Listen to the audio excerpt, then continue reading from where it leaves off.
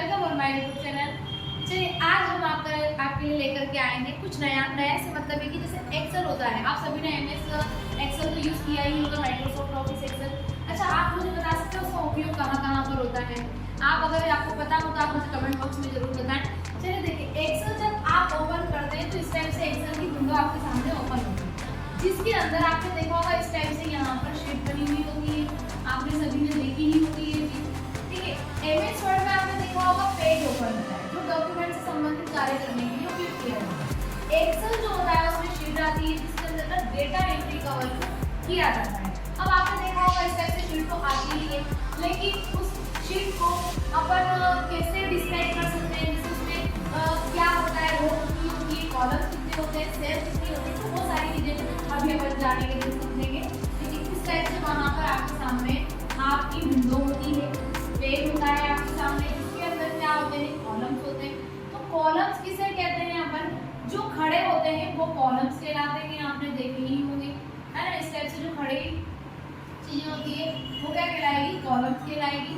देख, जो ऐसे जाती है आड़े में जो जाती है वो क्या कहलाती है? रो कहलाती है। जिसे अपन हॉरिजॉन्टल वर्टिकल दोनों ही कह सकते हैं। क्लियर है? इस टाइप से आपकी विंडो होती है, आपने देखी होगी, जिसके अंदर यहाँ पर क्या लिखा हुआ होता है, फिर होता है यहाँ पर बी, देन यहाँ पर सी, डी, और इधर की तरफ क्या होता है 1 2 3 देन 4। मैंने इतना ही बनाया है, ठीक है। अब ये आपकी क्या होती है? एक्सेल की क्या होती है? आपकी शीट होती है, ठीक है। इस शीट के अंदर रो भी है, देन कॉलम भी। लेकिन आप कैसे डिफाइन करेंगे कि कॉलम किसे कहेंगे और रो किसे कहेंगे? जैसा कि मैंने अभी आपको बताया, जो खड़े होते हैं वो कॉलम्स होते हैं, जो आड़े होते हैं वो रो। खड़ा कॉलम और आड़ी क्या होती है? रो। तो जो आपको कैरेक्टर में चीजें दी हुई है वो क्या कहलाएंगे? आपकी कॉलम्स कहलाएंगे, और जो न्यूमेरिकल में दिए हुए हैं वो आपके क्या कहलाते हैं? रो कहलाते हैं। और कॉलम और रो दोनों से मिलकर, जैसे ये कॉलम जा रही है, ये रो जा रही है, कॉलम और रो दोनों से मिलकर के क्या बनती है? सेल बनती है। तो यहाँ पे आपको दिख रहा होगा, मैंने यहाँ पे कॉलम्स बनाए हैं, देन रो बनाइए, और कॉलम और रो से मिलकर के क्या बनती है? आपकी एक सेल बनती है। तो यहाँ पे ये क्या हो जाएगी? आपकी सेल हो जाएगी, ठीक है। चलिए, अब इसी के साथ में अगर अपन आगे देखते हैं यहाँ पर कि ये तो हो गया कॉलम्स किसे कहते हैं, रो किसे कहते हैं, और सेल किसे कहते हैं। अब इसी के साथ में अगर अपन देखें कि यहाँ पर कितनी कॉलम होते हैं, कितनी रो होती है, प्लस कितनी सेल होती है। तो यहाँ पर देखेंगे अभी अपन सभी, अगर अपन कॉलम्स की बात करें तो एक्सेल की शीट में कितने कॉलम्स होते हैं? कितने कॉलम्स होते हैं? जिसमें कॉलम होते हैं 16,384 क्या होते हैं? आपके कॉलम्स होते हैं, ठीक है। 16,384 आपके क्या होते हैं? कॉलम्स। कितनी रो होती है? तो आपकी यहाँ पर एमएस एक्सेल के अंदर रो होती है 10,48,576 क्या होती है? आपकी रो होती है 10,48,573।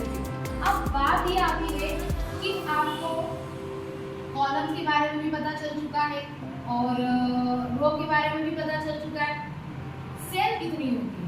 और अभी मैंने आपको थोड़ी देर पहले बताया कि कॉलम और रो दोनों से मिलकर के क्या बनती है?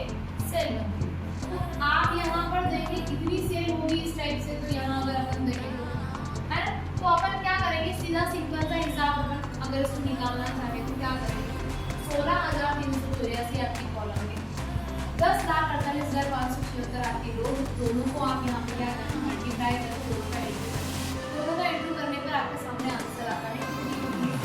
देखिएगा 17 अरब 17 करोड़ 98,69,184 क्या होती है? आपकी सेल। अब समझाइए, वही जब आप कंप्यूटर के अंदर सीखेंगे, कंप्यूटर के अंदर पढ़ेंगे कि कॉलम रो सेल तो होती ही है। मैंने बताई भी है आपको कितनी होती है, लेकिन क्या वाकई में होती है या नहीं होती? चलिए अपन देखते हैं कंप्यूटर की तरफ। माइक्रोसॉफ्ट ऑफिस एक्सेल पर अपन क्लिक कर रहे हैं। यहाँ से जैसे ही आप क्लिक करेंगे आपके सामने इस टाइप से क्या आ जाएगी? विंडो आ जाएगी। अब विंडो की अगर अपन बात करते हैं तो यहाँ से आपको दिया हुआ नीचे स्टेटस बार दी हुई है। स्टेटस बार में जाकर के आप यहाँ से साइज़ भी बढ़ा सकते हैं।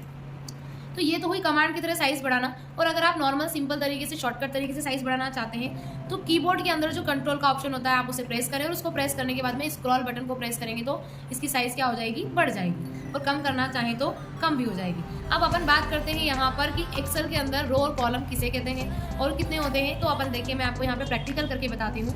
आपको कुछ नहीं करना है। अच्छा, यहाँ पे आपको दिख रहा है नेम बॉक्स लिखा हुआ है, वहाँ पे नेम बॉक्स के अंदर क्या चीज़ आती है, तो वहाँ पे सेल का एड्रेस आता है। देखिए ABCDE ये सारे क्या है आपके कॉलम्स हैं। देन 1 2 3 ये सब क्या है आपकी रोज है, और कॉलम और रो से मिलकर के क्या बनती है, सेल बनती है। क्लियर। तो यहाँ पे नेम बॉक्स में क्या बताता है, सेल का एड्रेस बताता है। अब कितनी अपने पास में रो थी तो वो अपन देखते हैं। तो आपके पास में कितनी रो थी, अपने पास में रो थी यहाँ पे 10,48,576। तो नेम बॉक्स में जाकर के आपको क्या करना है, यहाँ से ए प्रेस करना है, और ए प्रेस करने के बाद में आपको क्या लिखना है, 10,48,576। कहाँ लिखना है आपको, यहाँ नेम बॉक्स के अंदर लिखना है। जैसे ही आप लिखते हैं रो के बारे में लिखने के बाद में आपको यहाँ से क्या करना है, एंटर करना है। जैसे ही आप एंटर करेंगे, आपको दिख रहा है अपन सबसे लास्ट में आ चुके हैं, और जैसे ही अपन लास्ट में आए हैं आपको दिख रहा होगा यहाँ पे शो हो रहा है 10,48,576। इसके बाद में कोई रो आपके सामने यहाँ पर दी हुई नहीं है। अगर आप रिटर्न ऊपर जाना चाहते हैं, वापस से फर्स्ट वाली रो पर जाना चाहते हैं, तो ए लिख करके आप 1 प्रेस करके देन एंटर करेंगे, तो यहाँ से कहाँ आ जाएंगे अपन, वापस रिटर्न ऊपर आ जाएगा। अब ये तो हुई रो की बात। कॉलम की बात करते हैं। कॉलम कितने होते हैं, 16,384। अब बात ये भी आती है कि रो को आप डिफाइन कर सकते हैं आसानी से। क्यों? क्योंकि उसके अंदर क्या चीज़ दी हुई है, न्यूमेरिकल्स दिए हुए हैं। न्यूमेरिकल में रो होती तो शो हो सकती है, लेकिन कॉलम आप आसानी से डिफाइन नहीं कर सकते हैं। बिकॉज दैट, क्योंकि यहाँ पर क्या चीज़ है, कॉलम्स आपके अल्फ़ाबेट में दिए हुए हैं। अल्फ़ाबेट में अगर आपको दिए हुए हैं, कैरेक्टर में आपको दिए थे कि आप डिफाइन कर सकते नहीं, लेकिन फिर भी हम आपको बताते हैं। ज़्यादा नहीं, अपन थोड़ा सा डिफाइन करके देखेंगे। यहाँ पे मैंने 1 लिखा है, यहाँ जाकर के मैंने 2 लिखा, दोनों को मैंने यहाँ से सिलेक्ट किया। देन कॉर्नर पे जो पॉइंट है वहाँ जाकर के मैंने माउस पॉइंटर को रखा। देन लेफ्ट बटन को क्लिक करके मैंने की तरफ ड्रैग करेंगे, तो ड्रैग करने से आपके सामने शो हो रहा होगा कि ए के साथ में A to Z आपकी क्या होती है, ABCD होती है। कितने होते हैं उसमें कैरेक्टर, 26 होते हैं। ऐसी ए के साथ में सारी चीज़ें चलेगी, फिर बी के साथ में, फिर सी के साथ में। ऐसे अभी अपन यहाँ पर देखते जा रहे हैं, आपके सामने दिख रहा होगा। अभी अपन 800 पर पहुँचे, 900 पर, देन अपन यहाँ पे 1030 पर पहुँच चुके हैं। 1030 पर क्या लिखा हो रहा है, AMP लिखा हो रहा है। ऐसे कितनी कॉलम्स होते हैं, 16,384 होते हैं। तो उन सभी को तो डिफाइन करना इतनी कम टाइम में पॉसिबल नहीं है। तो मैंने अभी आपको डिफाइन करके बताया कि कैसे कर सकते हैं। एक तरीका ये होता है जो अभी अपनों ने कमांड के थ्रू देखा। अगर शॉर्टकट तरीके से आप देखना चाहें तो आपको कुछ नहीं करना है।